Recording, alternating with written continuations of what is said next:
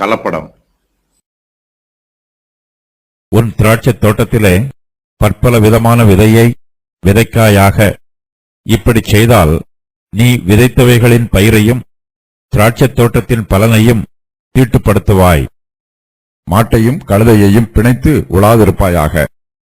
ஆட்டு மயிரும் பஞ்சு நூலும் கலந்த வஸ்திரத்தை உடுத்திக் கொள்ளாயாக. கர்த்தர் பரிசுத்தர்.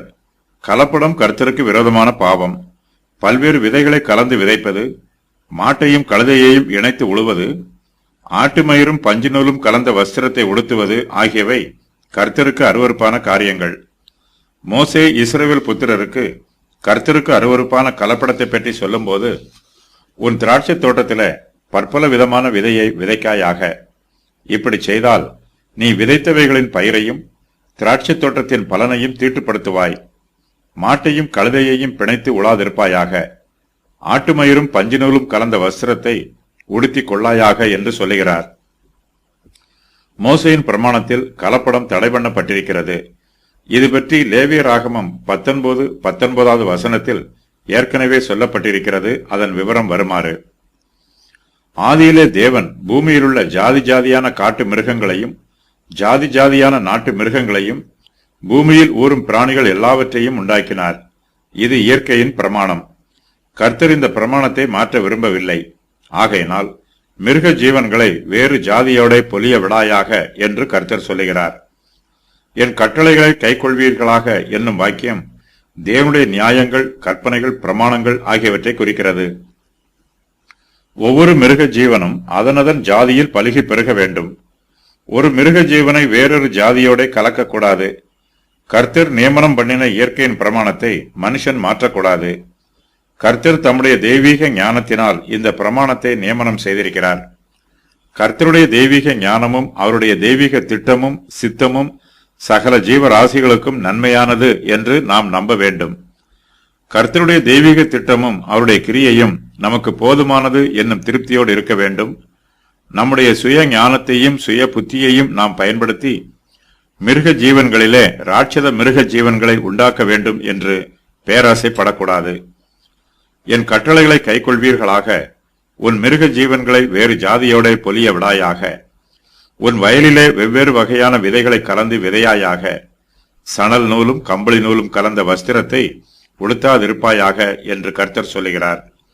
மோசையின் ஆகமங்களில் ஒரு சில காரியங்கள் பிரிக்கப்பட்டிருக்கிறது.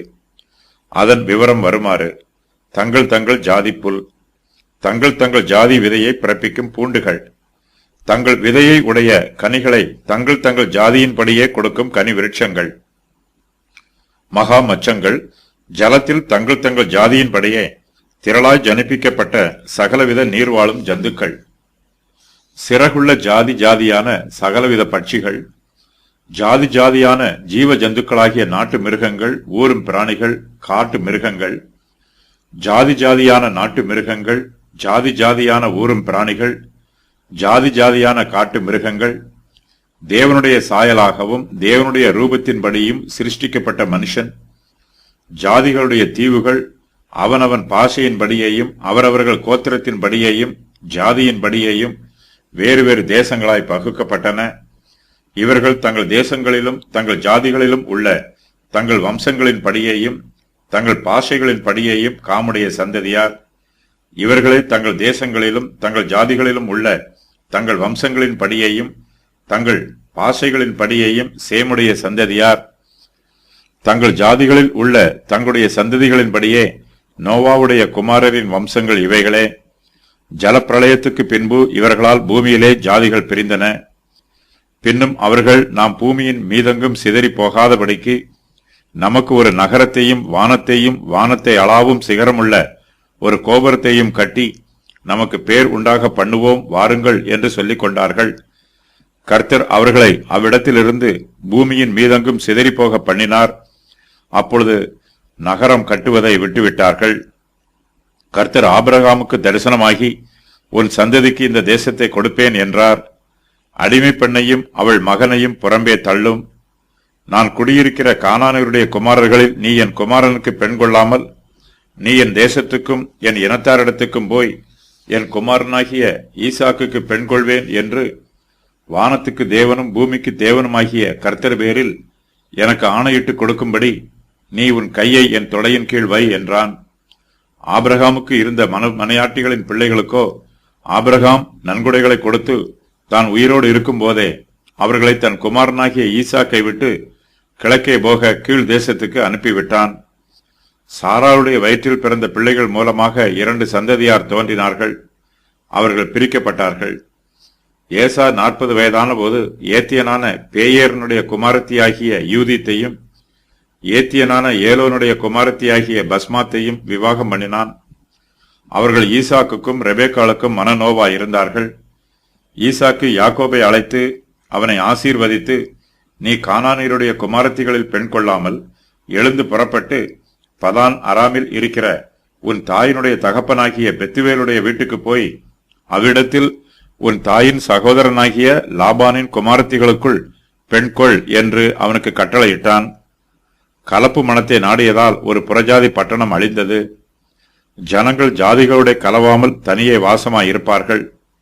இஸ்ரவேலர் எகிப்தில் இருந்த 215 வருஷ காலத்தில் அவர்கள் எகிப்தியரோடு எந்த சம்பந்தமும் பண்ணவில்லை. உன் முருக ஜீவன்களை வேறு ஜாதியோட பொலிய விடாயாக. உன் வயலிலே வெவ்வேறு வகையான விதைகளை கலந்து விதையாயாக. சணல் நூலும் கம்பளி நூலும் கலந்த வஸ்திரத்தை உடுத்தாதிருப்பாயாக. ஆட்டுமயிரும் பஞ்சு நூலும் கலந்த வஸ்திரத்தை உடுத்திக் கொள்ளாயாக. மாட்டையும் கழுதையையும் பிணைத்து உழாதிருப்பாயாக. உன்னதமானவர் ஜாதிகளுக்கு சுதந்திரங்களை பங்கிட்டு ஆதாமின் புத்திரரை வெவ்வேறாக பிரித்த காலத்தில் இஸ்ரவேல் புத்திரருடைய தொகைக்கு தக்கதாய் சர்வ ஜனங்களின் எல்லைகளை திட்டம் பண்ணினார்.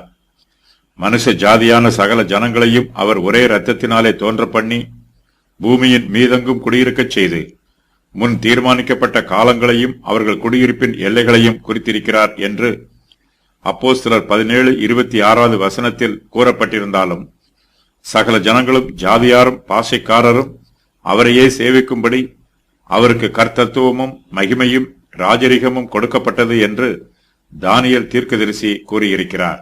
தானியேல் 7:13-14. தங்களுடைய சொந்த பூமியில் வாசம் பண்ணுவதற்காக இஸ்ரவேல் தேசத்தார் சகல ஜாதிகளில் இருந்தும் கூட்டிச் சேர்க்கப்படுவார்கள். மற்ற தேசத்தார் கர்த்தருடைய தீர்மானத்தின் பிரகாரம் அவரவர்களுக்கு நியமிக்கப்பட்டிருக்கும் எல்லைகளுக்கு திரும்புவார்கள். கிறிஸ்துவும் உயிர்த்தெழுந்த பரிசுத்தவான்களும் அவர்களை நித்திய காலமாக ஆளுகை செய்வார்கள். புறஜாதியார் தங்களுடைய விக்கிரக ஆராதனையிலே சணல் நூலும் கம்பளி நூலும் கலந்த வஸ்திரத்தை உடுத்துகிறார்கள். கர்த்தருடைய ஜனம் புறஜாதியாருக்கு ஒத்த வேஷம் தரிக்கக்கூடாது. கர்த்தரை ஆராதிக்கிறவர்கள் அவரை ஆவியோடும் உண்மையோடும் தொழுது கொள்ள வேண்டும். பரிசுத்தமே நமக்கு மெய்யான அலங்காரம். புறஜாதியாரில் குறி சொல்லுகிறவர்களும் அஞ்சனம் பார்க்கிறவர்களும் வினோதமான வஸ்திரங்களை உடுத்தி இருப்பார்கள். அதுபோன்ற வஸ்திரங்கள் நமக்கு தேவையில்லை. கர்த்தர் நமக்கு நியமித்திருக்கிற வஸ்திரங்களே போதுமானது. நம்முடைய வஸ்திரம் எளிமையானதாக இருந்தாலும் அது சுத்தமானதாக இருக்க வேண்டும். புறஜாதியாரின் வஸ்திரமோ பல்வேறு நிறங்களில் இருக்கும், ஆனால் அவை சுத்தமில்லாமல் அசுத்தமாயிருக்கும். இஸ்ரவேல் புத்திரர் எளிமையாயும் சுத்தமாயும் இருக்க வேண்டும் என்பதே கர்த்தருடைய விருப்பம். மோசே இந்த வசன பகுதியில் சொல்லியிருக்கிற காரியங்களை தடை பண்ணி இருந்தாலும் இந்த காரியங்கள் மனுஷருடைய ஆவிக்குரிய ஜீவியத்தை பாதிக்காது என்று வேத பண்டிதர்கள் விளக்கம் சொல்லுகிறார்கள். கலப்படம் பண்ணுவது புறஜாதியாரின் விக்கிரக ஆராதனைக்கு ஒத்த வேஷம் தரிக்கிற காரியமாகும். கர்த்தருடைய சத்தியம் பரிசுத்தமானது, அது துப்புரவானது. இஸ்ரவேல் புத்திரரிடத்தில் தெளிவும் ஒழுக்கமும் காணப்பட வேண்டும். கர்த்தர் பரிசுத்தராய் இருப்பது போல அவரை ஆராதிக்கிறவர்களும் பரிசுத்தமாய் இருக்க வேண்டும். கர்த்தர் தம்முடைய தெய்வீக ஞானத்தினால் மாட்டையும் கழுதையையும் வெவ்வேறாக பிரித்து சிருஷ்டித்திருக்கிறார். அதுபோலவே கர்த்தருடைய தெய்வீக தீர்மானத்தின் பிரகாரமாக ஆட்டுமயிரும் பஞ்சு நூலும் வெவ்வேறு விதமாக தயாரிக்கப்படுகிறது. இவையெல்லாம் தேவனுடைய அனாதி ஞானத்தினால் சிருஷ்டிக்கப்பட்ட காரியங்கள். தேவன் இணைத்ததை மனுஷன் பிரிக்கக்கூடாது. அதுபோலவே அவர் பிரித்ததை மனுஷன் இணைக்கவும் கூடாது.